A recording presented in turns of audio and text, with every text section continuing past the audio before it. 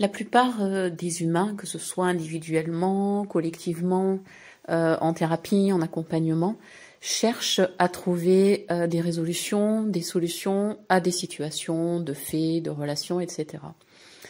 Et il se met là-dessus un certain nombre de pensées, de recherches, de compréhension, de sens. Et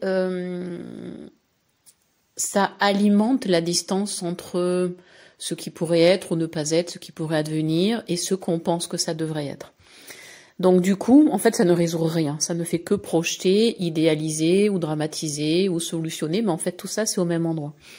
Parce qu'en vérité, de mon point de vue, pour avoir aussi par expérience réfléchi, remis en question, questionné, expérimenté, exploré, enfin voilà, sur différents aspects de la vie et donc de situations et de choix de vie, il est clair que ce n'est que en agissant, que ce n'est que en allant dans l'action et donc dans le mouvement, que non seulement il y a résolution, parce qu'à travers l'expérience, il y a vraiment les éléments qui manquent et que toute réflexion ou tout outil, même les plus subtils ou les plus concrets, ne pourront jamais explorer, parce que tout ça, ça n'est pas vrai. Ce qui est vrai, c'est ce qui est vécu.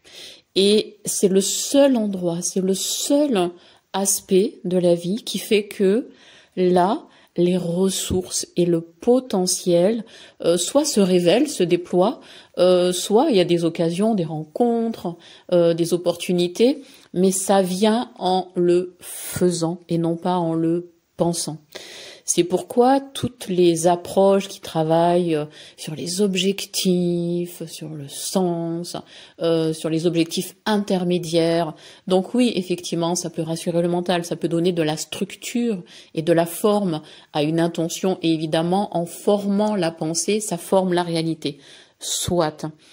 Mais ça explique aussi pourquoi 99% des gens vont avoir des beaux projets, des belles résolutions et ne pas les tenir. Tout simplement parce que ce sont juste des résolutions et des objectifs et que donc l'expérience qui est faite, c'est d'être des objectifs et des résolutions et non pas des réalisations matérialisées.